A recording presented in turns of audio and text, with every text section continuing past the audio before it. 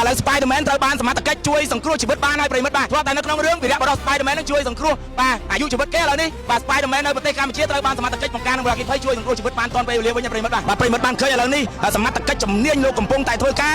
រយកនៅបុរសបាទដែលតោងជាប់នៅអញ្ចាំងរយៈពេលជាច្រើនម៉ោងហ្នឹងគឺយកចូលមកខាងក្រោមឲ្យប្រិមិត្តបាទឥឡូវនេះកំពុងតែយកមកប៉ុស្តិ៍ឲ្យប្រិមិត្តបាទអាចយកទៅប៉ុស្តិ៍បាទឥឡូវ Spider-Man ហ្នឹងគឺត្រូវបានសមត្ថកិច្ចបាទបញ្ជូនទៅរថយន្តមួយដើម្បីយកទៅធ្វើការសង្គ្រោះអាយុជីវិតជាបឋមហើយបាទតែគាត់មិនធ្លាប់តែគាត់តោងនៅលើអាគារខាងលើនឹងរយៈពេលបាទច្រើនម៉ោងដែរហើយប្រិមិត្តបាទឥឡូវសមត្ថកិច្ចលោកកំពុងតែធ្វើការបញ្ជូនទៅសង្គ្រោះនៅឯមន្ទីរពេទ្យប្រិមិត្តបាទបាទឥឡូវ Spider-Man ទៅពេទ្យហើយប្រិមិត្តបាទ Spider-Man កំពុងតែទៅពេទ្យហើ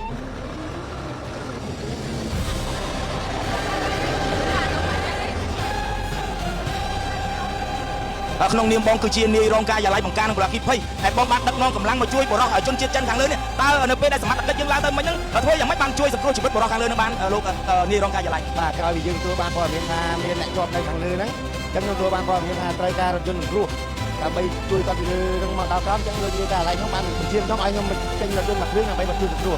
បាទតែក្រោយពីយើងសង្គ្រោះនេះគឺយើងទីមួយយើងត្រូវតែតាក់ទាញគាត់ដើម្បីកុំឲ្យគាត់ភ័យ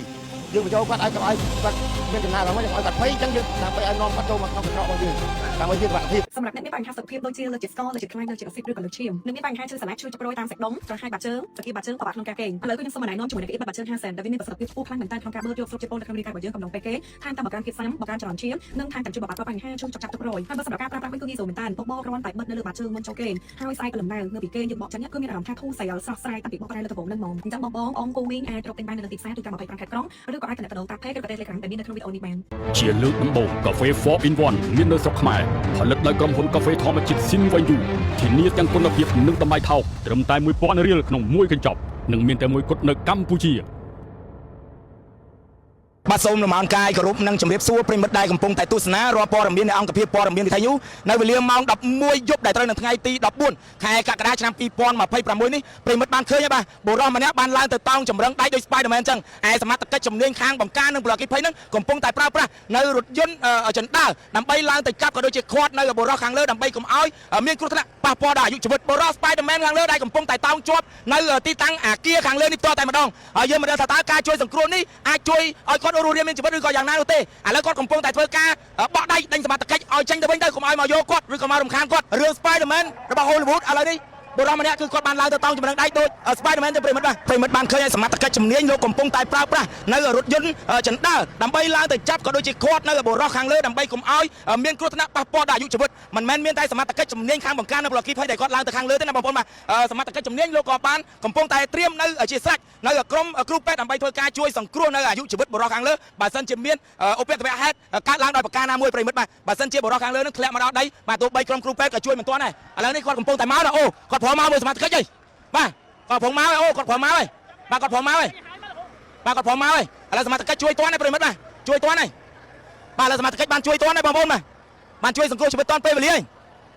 បាទមិនដឹងថាគាត់មានរឿងរ៉ាវអីទេបងប្អូនបាទឥឡូវសមត្ថកិច្ចបានធ្វើការជួយសង្គ្រោះជីវិតរបស់គាត់បានសម្រេចហើយប្រិមិត្តបាទអញ្ចឹងបុរស Spider-Man ខាងលើមិនដឹងថាគាត់មានវិបត្តិឬក៏មានបញ្ហាទេហើយបើតាមប្រភពព័ត៌មានហ្នឹងអាចគាត់ជាជនជាតិចិនប្រិមិត្តបាទអាចគាត់ជាជនជាតិចិនបាទប្រិមិត្តបានឃើញឥឡូវនេះសមត្ថកិច្ចជំនាញបានធ្វើការជួយសង្គ្រោះនៅអាយុជីវិតរបស់បុរសដែលជាជនជាតិចិនហ្នឹងដែលគាត់ឡើងទៅតោងនៅចម្រឹងដែកនៅចំណុចទីតាំងអាគារមួយកន្លែងនៅម្ដុំកោះពេជ្រហ្នឹងប្រិមិត្តបានបង្កមានការភ្ញាក់ផ្អើលយ៉ាងខ្លាំងនៅរាត្រីថ្ងៃទី14ខែកក្កដាឆ្នាំ2026នេះប្រិមិត្តបានឃើញបាទសមត្ថកិច្ចជំនាញលោកបាននឹងកំពុងតែធ្វើការចុះតាមចិនដាល់ក្រោយពីធ្វើការជួយនៅបុរសខាងលើហ្នឹងបានរស់រានមានជីវិតឥឡូវនេះបានធ្វើការកំពុងតែទម្លាក់បុរសខាងលើហ្នឹងចុះមកខាងក្រោមឲ្យប្រិមិត្តបាទក្រោយពីគាត់បានឡើងទៅតោងនៅចម្រឹងដែកនៃអាគារខាងលើនេះបាទអស់រយៈពេលជាច្រើនម៉ោងហើយប្រិមិត្តបាទអស់រយៈពេលជាច្រើនម៉ោងហើយ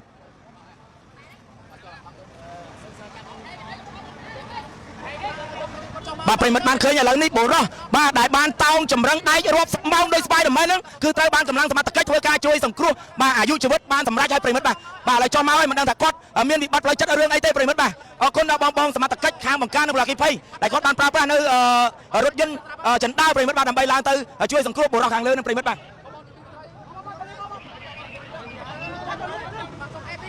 បាទប្រិមិត្តបានឃើញឥឡូវសមត្ថកិច្ចលោកកំពុងតែធ្វើការជួយសង្គ្រោះជីវិតបុរសខាងលើបានហើយប្រិមិត្តបាទជួយសង្គ្រោះជីវិតបុរសខាងលើនឹងបានហើយ បាទឥឡូវសមត្ថកិច្ចជំនាញលោកកំពុងតែត្រៀមយកទៅប៉ោយប្រិមិត្តបាទឥឡូវនេះបុរសខាងលើគឺត្រូវបានសមត្ថកិច្ចយកចំមកខាងក្រោមឯប្រិមិត្តបាទយកចំមកខាងក្រោមឯបាទ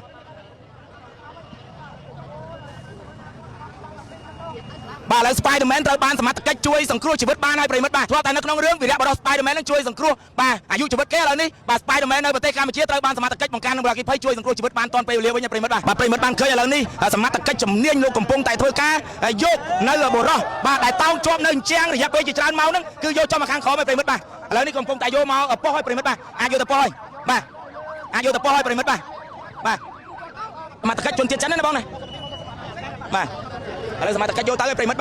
បាទក្រោយពីតោងជាងជាប់រាប់សិបម៉ោងឥឡូវដាក់លើប្រងការដឹកយកទៅពេទ្យមកបងប្អូនណាលោកអាបាខាន់លោកសុំលោកមួយម៉ាត់ពីរម៉ាត់បានទេលោកជំវិញបុរសខាងលើដែលគាត់ឡើងទៅតោងហ្នឹងគាត់ជាជនជាតិអីដែរលោកអាបាខាន់អត់ដឹងឥឡូវប៉ូលីសខ្ញុំធ្វើការយីមានតែគាត់មានវិបត្តិអីទេលោកអាបាខាន់អត់ដឹងទេគាត់តោងហ្នឹងរយៈពេលប៉ុន្មានម៉ោងដែរលោកអាបាដល់ទៅម៉ោង11ជាងនេះតាអរគុណច្រើនលោកអាបាបាទឥឡូវប្រិមិត្តបានឃើញបាទហេតុការភ្ញាក់ផ្អើលនេះសូម្បីតែលោកអភិបាលខណ្ឌចំការមកហ្នឹងក៏លោកបានចុះមកដល់ទីតាំងកន្លែងកើតហេតុដែរប្រិមិត្តបាទឥឡូវ Spider-Man ហ្នឹងគឺត្រូវបានសមត្ថកិច្ចបាទបញ្ជូនទៅរថយន្តមួយដើម្បីយកទៅធ្វើការសង្គ្រោះអាយុជីវិតជាបឋមហើយបាទតែគាត់មិនធ្លាប់ដែរតែគាត់តោងនៅលើអាគារខាងលើហ្នឹងរយៈពេលបាទច្រើនម៉ោងដែរហើយប្រិមិត្តបាទឥឡូវសមត្ថកិច្ចលោកកំពុងតែធ្វើការបញ្ជូនទៅសង្គ្រោះនៅឯមន្ទីរពេទ្យប្រិមិត្តបាទឥឡូវ Spider-Man ទៅពេទ្យហើយប្រិមិត្តបាទ Spider-Man កំពុងតែទៅពេទ្យហើយបាទ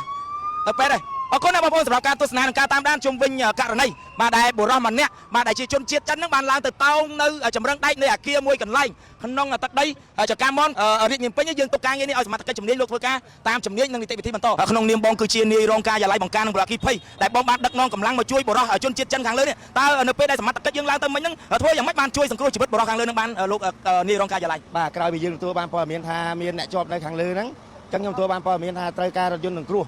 ដើម្បីជួយគាត់ពីលើនឹងមកដល់ក្រោមអញ្ចឹងលោកនាយការឡៃខ្ញុំបានបញ្ជាខ្ញុំឲ្យខ្ញុំចេញរថយន្តមួយគ្រឿងដើម្បីមកជួយសង្គ្រោះបាទអញ្ចឹងក្រោយពេលយើងសង្គ្រោះនេះគឺយើងទី1យើងត្រូវតែតាក់ទាញគាត់ដើម្បីកុំឲ្យគាត់ភ័យយើងបញ្ចូលគាត់ឲ្យគាត់មានចំណារអារម្មណ៍យើងឲ្យគាត់ភ័យអញ្ចឹងយើងដើម្បីឲ្យនាំគាត់ចូលមកក្នុងកន្ត្រករបស់យើងដើម្បីជាសុវត្ថិភាពបាទលោកនាយរងការយាល័យតើបុរសខាងលើនឹងគាត់ទៅឈរនៅលើចម្រឹងដែកនៃអាគារខាងលើនឹងរយៈពេលប៉ុន្មានម៉ោងហីបាទក្រោយពីខ្ញុំទទួលបាននេះវាប្រហែលជាកន្លះម៉ោងបាទកន្លះម៉ោងប៉ុន្តែមុននឹងតិចខ្ញុំអត់បានទទួលទេប៉ុន្តែក្រោយពេលដែលយើងមកដល់គឺសង្គ្រោះរយៈពេលដែលខ្លីបំផុតដែលយើងអាចជួយគាត់ឲ្យរួចផុតពីគ្រោះថ្នាក់បានមើលទៅបុរសខាងលើនឹងគាត់មានវិបត្តិឬក៏គាត់មានបញ្ហាប្រើប្រាស់ថ្នាំញៀនលើកម្រិតលោកនាយរងការយាល័យចេះបើរឿងបញ្ហាសុខភាពគាត់ខ្ញុំអត់ហ៊ានបរិយាយទេប៉ុន្តែគាត់យើងជាប់ដល់ក្រោមគាត់បានអរគុណយើងមិនដឹងជាគាត់មានវិបត្តិអីយើងអត់ដឹងបាទឃើញយើងមកដល់ក្រោមគឺគាត់អរគុណយើងដែលបានជួយសង្គ្រោះគាត់ជនជាតិអីដែរលោកនាយរងការយាល័យជនជាតិចិនជនជាតិចិនឯលោកនាយរងការយាល័យតែឥឡូវនេះយើងបញ្ជូនបុរសខាងលើនឹងទៅណាវិញលោកនាយរងការយាល័យបាទឥឡូវជូនទៅមន្ទីរពេទ្យអង្គឌួងណារថយន្តមន្ទីរពេទ្យអង្គឌួងបាទដើម្បីធ្វើការ check សុខភាពគាត់មើលបាទតែគាត់ត្រូវថាមានត្រូវជាតិថ្នាំឬមួយជាតិអីគេយកទៅឆែកមើលបាទនៅពេលនេះយើងបញ្ជូនគាត់ទៅមន្ទីរពេទ្យហ្នឹងដើម្បីតេស្តទឹកនោមគាត់ឬក៏ពិនិត្យសុខភាពគាត់តើគាត់ប្រើប្រាស់ថ្នាំញៀនឬក៏គាត់មានបញ្ហាវិបត្តិអាហ្នឹងរឿងបញ្ជាអាហ្នឹងរឿងការត្រួតពិនិត្យរបស់វិជ្ជបណ្ឌិតខ្ញុំអត់ហ៊ានសន្និដ្ឋានទេបាទអរគុណច្រើនលោកនាយរងការយាល័យអរគុណមែនតើបាទប្រិមិត្តបានស្ដាប់ហើយនេះគឺជាលោកនាយរងការយាល័យដែលលោកបានធ្វើការដឹកនាំកម្លាំងក្នុងការជួយសង្គ្រោះនៅជីវិតបុរសជនជាតិចិនដែល